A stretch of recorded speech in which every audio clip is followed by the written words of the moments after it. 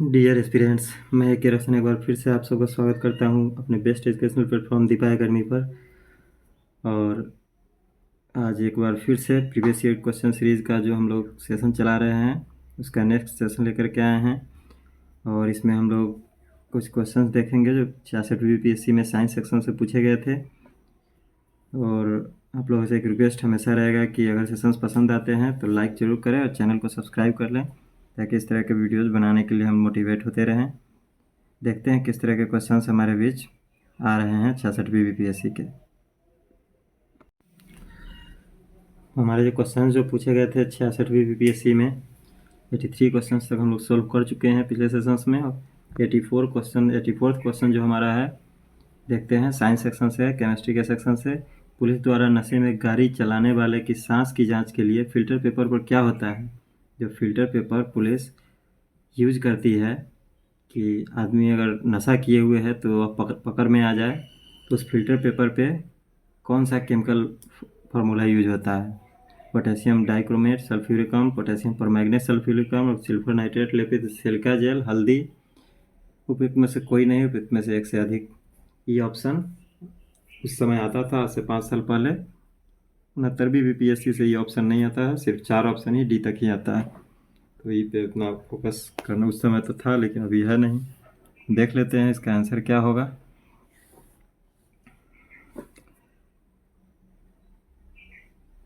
आप लोग भी जवाब दीजिएगा कमेंट बॉक्स में।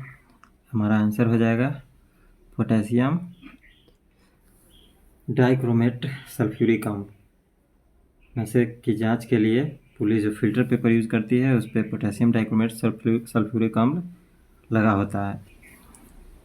और ये क्वेश्चन बनने का कारण था कि उस समय बिहार में शराबबंदी का बोलबाला था।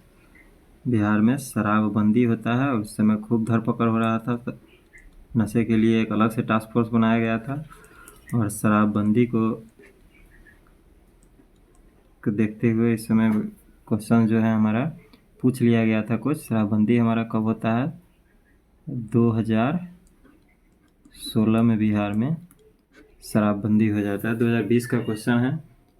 तो इस तरह से कुछ क्वेश्चंस पूछ लिया जाता है जो बहुत ही ज़्यादा लाइमलाइट में रहता है कोई मुद्दा। तो नेक्स्ट क्वेश्चन देखते हैं।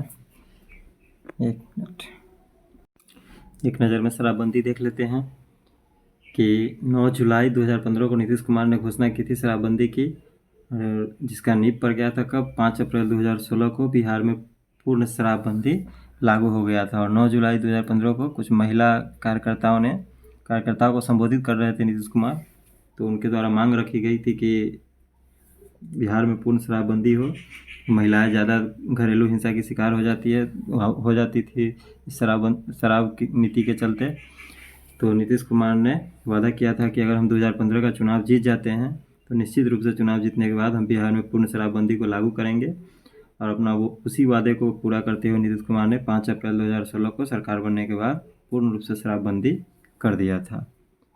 तो इस तरह से बिहार में शराबबंदी लागू हो गया था। और क्वेश्चन का जो आंसर है, नशे की जांच के लिए फिल्टर पेपर पर पोटेशियम डाइक्रोमेट सल्फ्यूरिक अम्ल, ऑप्शन ए हमारा आंसर होता है। चलिए आगे चलते हैं। नेक्स्ट क्वेश्चन देखते हैं। चूने का पानी किसके द्वारा दूधिया हो जाता है? चूने का पानी वाइट कलर का किस कंपोजिशन के द्वारा हो जाता है? Carbon monoxide, carbon dioxide, O2 और O3, ऑक्सीजन और ओजोन। इनमें से किसके द्वारा चूने का पानी दूधिया हो जाता है? आंसर जरूर कीजिएगा। तो इसका आंसर हो जाएगा कार्बन डाइऑक्साइड। हमारा जो आंसर हो जाएगा कार्बन डाइऑक्साइड हो जाएगा, जिसके द्वारा चूने का पानी दूधिया हो जाता है। और नेक्स्ट क्वेश्चन देखेंगे। थोड़ा जल्दी जल्दी देख लेते हैं क्वेश्चंस।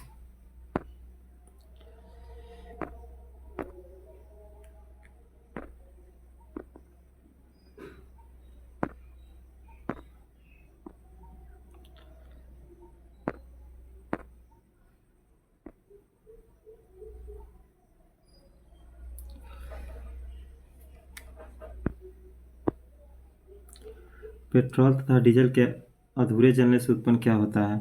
अधूरा अगर पेट्रोल डीजल जलता है, कोई भी चीज़ अगर अधूरा जलता है, ठीक से नहीं जलता है, बहुत ही पॉपुलर क्वेश्चन है, सैकड़ों बार पूछा गया है। तो पेट्रोल डीजल के ठीक से नहीं जलने से कौन सा जहरीला गैस उत्पन्न होता है? Nitric oxide, nitrogen oxide, carbon dioxide, carbon monoxide. बहुत ही पॉपुलर क्वेश्चन है, सैकड़ों बार पूछा जा चुका है। इसको थोड़ा ध्यान रखना है कि अधूरे दहन से अगर पेट्रोल डीजल ठीक से नहीं जले तो उसके द्वारा हमारा जो उत्पन्न होता है कौन सा? Carbon monoxide. कार्बन मोनोऑक्साइड हमारा उत्पन्न होता है, कार्बन मोनोऑक्साइड उत्पन्न होता है अधूरे दहन से।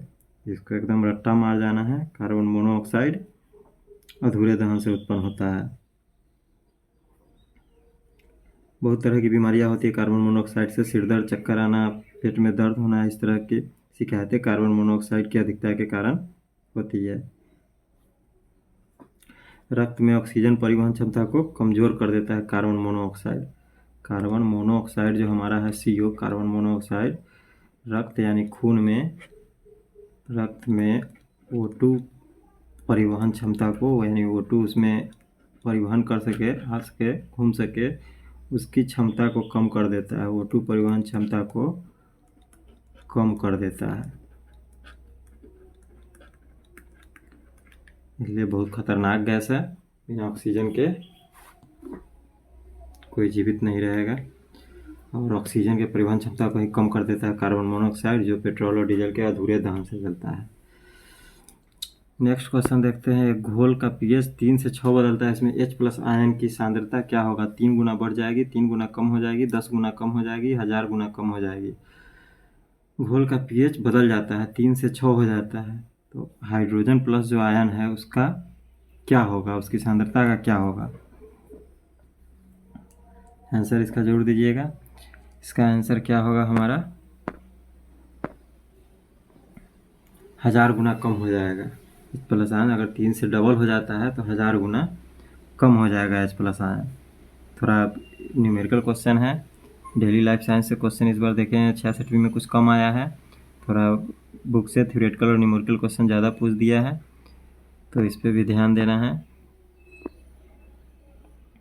रेत और नेफ्थलीन के मिश्रण को किसके द्वारा अलग किया जा सकता है? ऊर्ध्वपातन, आसवन, क्रोमेटोग्राफी, आंशिक आसवन। रेत और नेफ्थलीन अगर मिल जाए एक जगह, बालू का कण और नेफ्थलीन, इसको किसके द्वारा अलग किया जा सकता है? इसका आंसर हो जाएगा हमारा ऑप्शन नंबर A, ऊर्ध्वपातन सब्लिमेशन। बहुत बार पूछा गया क्वेश्चन यह भी है। सब्लिमेशन से इस तरह का पदार्थ जो एक ठोस हो उसको क्या किया जाता है, एक बार गर्म करके वाष्प बना दिया जाता है, जिसको अलग करना है, फिर एकाएक उसको ठंडा करके, नेफ्थलीन को ठंडा करके ठोस में बदल दिया जाता है और बालू के कण से वह अलग हो जाता है। बालू का कण वाष्प बनते समय नीचे रह जाता है और नेफ्थलीन हमारा अलग हो जाता है। तो इस प्रोसेस को ऊर्ध्वपातन कहा जाता है। नेक्स्ट क्वेश्चन देखते हैं। बेंजीन में सिग्मा पाई बंध की संख्या क्या होती है? तो ज़्यादा डीप क्वेश्चन पूछा है हमारा बुक से, न्यूमेरिकल सीरीज से। डेली लाइफ साइंस का क्वेश्चन पूछता है ज़्यादा, इसे डरना नहीं है। एक बार पूछ दिया, 2 बार पूछ दिया तो हर बार इसी टाइप का क्वेश्चन नहीं पूछेगा। ज़्यादा जो दैनिक जीवन में हम लोग साइंस का यूज़ करते हैं उससे क्वेश्चन पूछता है। इसमें सिग्मा और पाई बंध पूछा जा रहा है बेंजीन में, तो कितना होता है बेंजीन में, पर सिर्फ देख लेना है। बेंजीन के अलावा कोई और पूछ दे, कुछ भी पूछा जा सकता है। तो 150 का 150 तो बनाना नहीं है, कुछ क्वेश्चन होता ही है जो 10-20 क्वेश्चन, जिसको ज़्यादा लोड नहीं लेना है, उसको आए तो आए, नहीं तो उसको छोड़ के आगे बढ़ना है। जहाँ से ज़्यादा मार्क्स उठा सकते हैं उस सेक्शन पे फोकस करना है। यूरिया में उपस्थित होने वाले तत्व क्या क्या है? यूरिया में क्या क्या होता है? यूरिया में हमारा कार्बन, हाइड्रोजन, नाइट्रोजन, ऑक्सीजन क्या क्या होता है? तो यूरिया में हमारा चारों के चारों होता है। कार्बन, हाइड्रोजन, नाइट्रोजन और ऑक्सीजन चारों के चारों होते हैं यूरिया में। और नेक्स्ट क्वेश्चन देखते हैं। एक मिनट।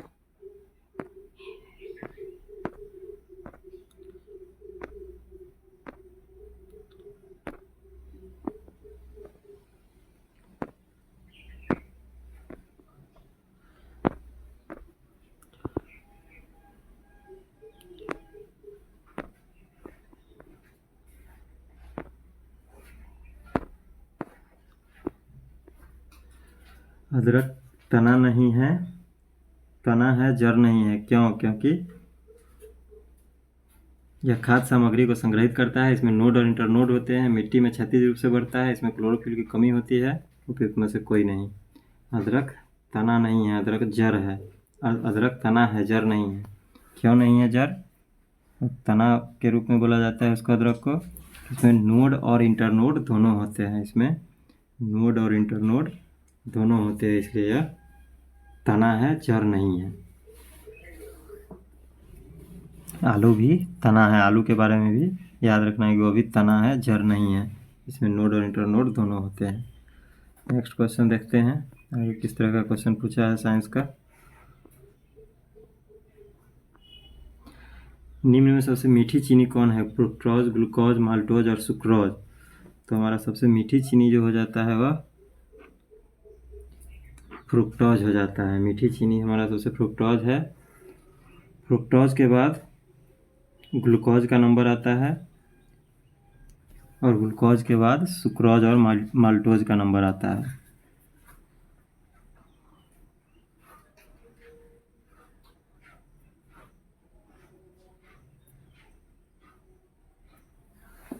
यानी सबसे मीठा हमारा हो जाएगा फ्रुक्टोज, उसके बाद हो जाएगा सुक्रोज, फिर फ्रुक्टोज और माल्टोज, फ्रुक्टोज और फिर माल्टोज हो जाएगा। फिर हमारा हो जाएगा माल्टोज, फिर हमारा हो जाएगा फ्रुक्टोज के बाद माल्टोज। नेक्स्ट क्वेश्चन देखते हैं। निम्न में से कौन सा एक सच्चा फल नहीं है? सच्चा फल, झूठा फल। इससे भी बार बार कितना बार क्वेश्चन आया है, इसको भी याद रखना है। झूठा फल में हमारा सेब हो जाता है, अंगूर, खजूर, आलू बुखारा, ये सब सच्चा फल है। आम भी हमारा सच्चा फल है। झूठा फल हमारा हो जाता है अंजीर, सेब, नाशपाती इत्यादि। तो ये थोड़ा इजी लेवल क्वेश्चन है, लेकिन एक बार याद रखना है कि अनानास, अंजीर, सेब, नाशपाती यह सब जो है झूठा फल हो जाता है। फलियाँ अत्यधिक पौष्टिक होती है। 94 क्वेश्चन। फलियाँ अधिक पौष्टिक होती है कि उसमें प्रचुर मात्रा में क्या चीज़ होता है? चर्बी वसा होता है, प्रोटीन होता है, तेल होता है, स्टार्च होता है। फलियाँ जो सबसे ज़्यादा पौष्टिक होती है, सबसे ज़्यादा उसमें क्या चीज़ पाया जाता है? उसमें प्रोटीन की मात्रा सबसे ज़्यादा पाया जाता है फलियों में, इसलिए ज़्यादा पौष्टिक होता है। प्रोटीन बहुत ज़रूरी चीज़ है ह्यूमन बॉडी के लिए। तो प्रोटीन की अधिकता के कारण उसकी पौष्टिकता बढ़ जाती है, किसकी? फलियों की। नेक्स्ट क्वेश्चन देख लेते हैं।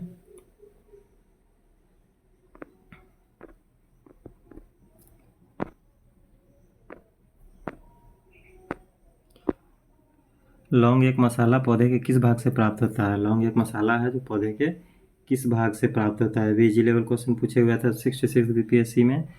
तो यह किसके द्वारा मिलता है हमें? फूल की कली के द्वारा। किसके द्वारा मिलता है?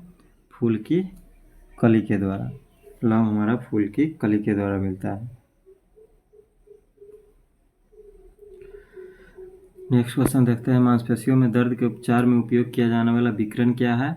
इंफ्रारेड, माइक्रोवेव, यूवी और एक्सरे। मांसपेशियों के दर्द में उपचार में उपयोग किया जाने वाला कौन सा विकिरण है? तो इसका आंसर हमारा हो जाएगा इंफ्रारेड। इसको याद रखना है कि दर्द के उपचार में जो विकिरण हम लोग यूज करते हैं वह इंफ्रारेड होता है। दर्द के उपचार में जो यूज करते हैं वह इंफ्रारेड होता है।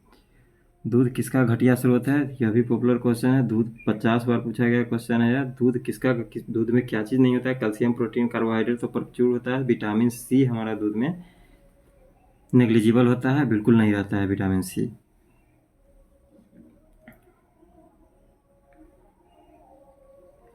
और दूसरा हमसे अगर पूछ ले दूध में क्या नहीं होता है, दूध किसका सोर्स नहीं है?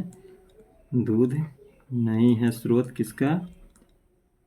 दूध स्रोत नहीं है किसका? तो एक हो जाएगा विटामिन सी और दूसरा हो जाएगा आयरन। आयरन भी बिल्कुल 9 के बराबर नहीं पाया जाता है इसमें दूध में। दोनों याद रखना। विटामिन सी और आयरन के बारे में पूछे दूध के लिए तो विटामिन सी और आयरन दूध में नहीं पाया जाता है। बाकी प्रोटीन, कार्बोहाइड्रेट, कैल्शियम यह सब और vitamin B, vitamin 2, vitamin 12 DEK, यह सब प्रचुर मात्रा में पाया जाता है दूध में। देखते हैं नेक्स्ट क्वेश्चन 98। ग्लूकोज को एथिल अल्कोहल में किस एंजाइम द्वारा बदल दिया जाता है? ग्लूकोज को बदलना है एथिल अल्कोहल में, किस एंजाइम द्वारा बदला जाता है? यह भी एक रट्टा मार क्वेश्चन ही है। तो जाइमेज द्वारा हमारा जो है ग्लूकोज जाइमेज द्वारा एथिल अल्कोहल में बदल दिया जाता है। इसको भी रट्टा मार के याद रखना है एकदम कि ग्लूकोज अल्कोहल में बदलना है अगर ग्लूकोज को, तो जाइमेज एंजाइम की ज़रूरत पड़ेगी। जाइमेज एंजाइम याद रखना है जो ग्लूकोज को अल्कोहल में बदल दे। Next question 99। विटामिन जो रक्त के थक्के बनाने में प्रभावी होता है वह विटामिन कौन सा है? विटामिन ए है, विटामिन बी है, विटामिन डी है, विटामिन के है। जो रक्त को जमाने में प्रभावी होता है, बहुत पॉपुलर क्वेश्चन और इजी लेवल का क्वेश्चन इस तरह का हो जाता है क्योंकि बार बार सैकड़ों बार पूछा गया क्वेश्चन है। हम लोग सेट बनाते हो तो कहीं ना कहीं क्वेश्चन बार बार रिपीट होते रहता है। तो इसको एक बार याद रखना है कि कौन सा विटामिन हमें ज़रूरत पड़ेगा। तो विटामिन हमारा के का ज़रूरत पड़ेगा। रक्त को अगर जमाना है तो विटामिन के का ज़रूरत पड़ेगा। एक क्वेश्चन हमसे पूछ रहा है महिला सेक्स हार्मोन क्या है? तो 100 नंबर क्वेश्चन हमारा महिला सेक्स हार्मोन जो है एस्ट्रोजन है, एंड्रोजन है, इंसुलिन है, ऑक्सीटोसिन है। तो इसका जो हमारा राइट आंसर होगा उसका जवाब हम देंगे एस्ट्रोजन। महिला सेक्स हार्मोन एस्ट्रोजन है। और अगर यही पुरुष के बारे में पूछ ले पुरुष सेक्स हार्मोन क्या है, तो पुरुष सेक्स हार्मोन के लिए याद रखना है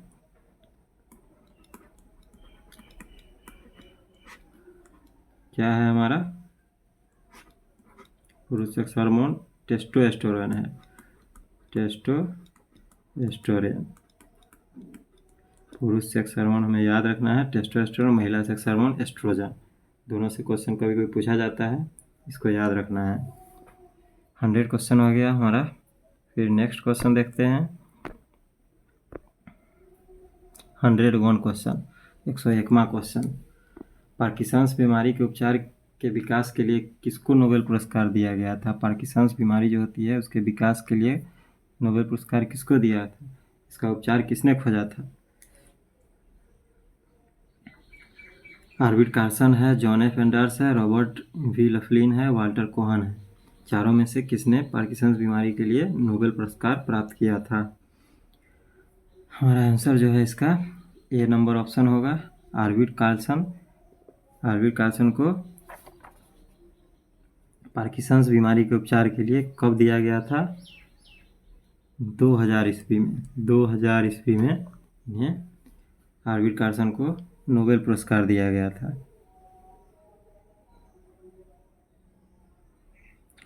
पार्किंसंस बीमारी किस मानव शरीर में किसको प्रभावित करता है? पार्किंसंस जो है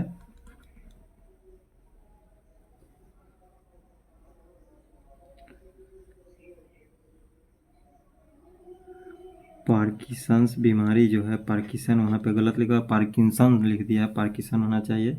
पार्किंसन बीमारी जो है मानव शरीर को कहाँ इफेक्ट करता है, किस तंत्र को प्रभावित करता है? तो याद रखना है तंत्रिका तंत्र जो हमारा इससे प्रभावित होता है।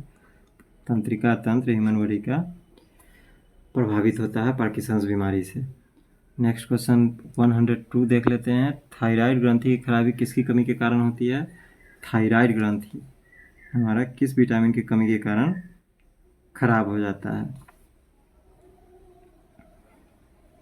विटामिन ए, कैल्शियम, आयोडीन और लोहा। तो इसका आंसर जो हमारा हो जाएगा आयोडीन हो जाएगा। आयोडीन की कमी से थायराइड ग्रंथि में कमी आ जाती है, खराबी आ जाती है। जो एक हेरिडेटरी रोग भी है जो पीढ़ी दर पीढ़ी एक दूसरे में ट्रांसफ़र होते रहता है। थायराइड ग्रंथि का जो खराबी होने का रोग है।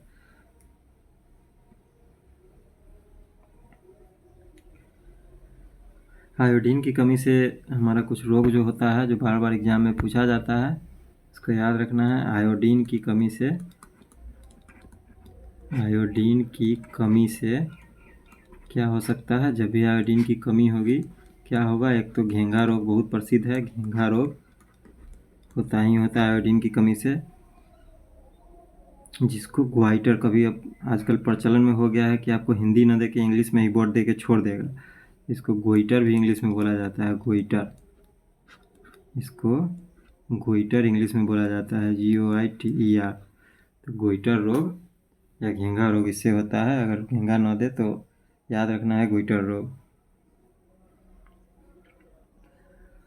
103 नंबर क्वेश्चन है, करवाहट के लिए मानव जीव का संवेदनशील क्षेत्र कौन सा है? करवाहट यानी करवा, नीम का करवाहट होता है ना, नीम का, करेले का करवाहट, उसके लिए जीव का कौन सा संवेदनशील, तीखापन अलग है, करवाहट अलग है। तो यह नीम और करेले के करवाहट से जुड़ा हुआ है।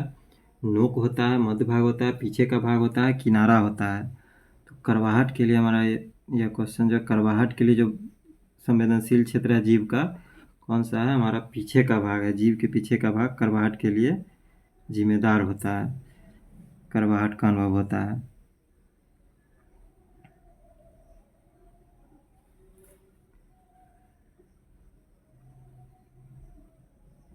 इससे जुड़ा हुआ कुछ और फैक्ट्स हम देख लेते हैं। तो हमारा जीभ जो है, जीभ का यह अगला हिस्सा है, यह हमारा जीभ का अगला हिस्सा है, यह पिछला हिस्सा है। तो करवाहट हमारा पिछले हिस्से पे चला जाएगा, करवाहट पिछले हिस्से से अनुभव होता है।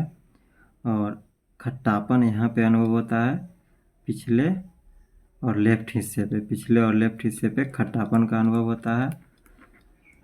और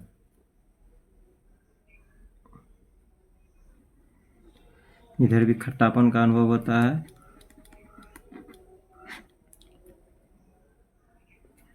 पिछले और लेफ्ट हिस्से पे क्या होता है? खट्टापन का अनुभव होता है। अगले किनारे पर जो होता है हमारा नमकीन, यहाँ से यहाँ तक हमें साल्टी अनुभव होता है। साल्टी यानी नमक का अनुभव होता है, साल्टी अनुभव होता है हमें अगले किनारे पे।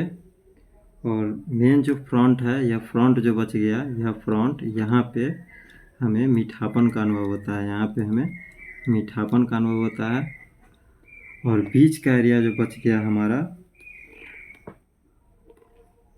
ये खाली रहता है, यहाँ पे कोई अनुभव नहीं है। हमारा अगला सबसे टिप पोर्शन जो है यह मीठापन का अनुभव कराता है। और टिप के बगल में जो हिस्सा होता है दोनों तरफ, वह साल्टी अनुभव कराता है। और सबसे पिछला हिस्सा जो होता है, पिछला बगल का हिस्सा खट्टापन अनुभव कराता है। एकदम बैक एरिया जो होता है वह करवाहट का अनुभव कराता है। बैक एरिया जो होता है, यह वाला एरिया, यह करवाहट का अनुभव कराता है। तो इसको याद रखना है, करवाहट के लिए पीछे का भाग जिम्मेदार है। और आगे देखते हैं, समसामयिकी का क्वेश्चन है, फिट इंडिया अभियान की पहली वर्षगांठ के अवसर पर फिटनेस की डोज आधा घंटा रोज मंत्र किसके द्वारा दिया गया था? प्रधानमंत्री मोदी, केंद्रीय अमित शाह, केंद्रीय स्वास्थ्य मंत्री डॉक्टर हर्षवर्धन, योग गुरु बाबा रामदेव। तो फिट इंडिया के लिए फिटनेस की डोज आधा घंटा रोज मंत्र है। कौन से व्यक्तित्व हैं जो इन्होंने दिए थे? यह 2020 का 66वीं 2020 में एग्जाम हुआ था, उसका समसामयिकी यानी करंट अफेयर, उस समय का करंट अफेयर हमारे लिए इम्पोर्टेंट तो बिल्कुल नहीं है, क्योंकि अभी 5 साल बाद हमें अभी के हिसाब से 1-1.5 साल पहले का करंट अफेयर पूछा जाएगा, तो उतना इम्पोर्टेंट है नहीं। देख लेते हैं, मंत्र जो दिया गया था प्रधानमंत्री नरेंद्र मोदी के द्वारा दिया गया था। तो समसामयिकी का क्वेश्चन अलग से, जो 100, 200, 300 क्वेश्चन जो परफेक्ट होगा वह अलग से किसी सेशन में लेकर के आया जाएगा।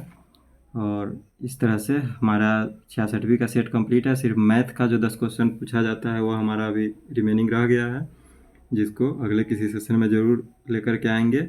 और मैथ का कंसेप्ट भी देखेंगे कि क्या मैथ में 10 में से 10 नंबर लाया जा सकता है, मैथ का क्या लेवल, इजी, हार्ड, मीडियम, कौन सा लेवल होता है मैथ के, बीपीएससी एग्जाम में मैथ के क्वेश्चंस का लेवल कैसा होता है।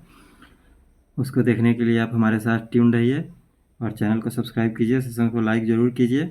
अगले सेशन में हम लेकर के आएंगे मैथ के क्वेश्चंस। अगले सेशंस में हम मैथ के क्वेश्चंस पर डिस्कस करने के लिए आपके बीच ज़रूर उपस्थित होंगे। तब तक के लिए गुड बाय।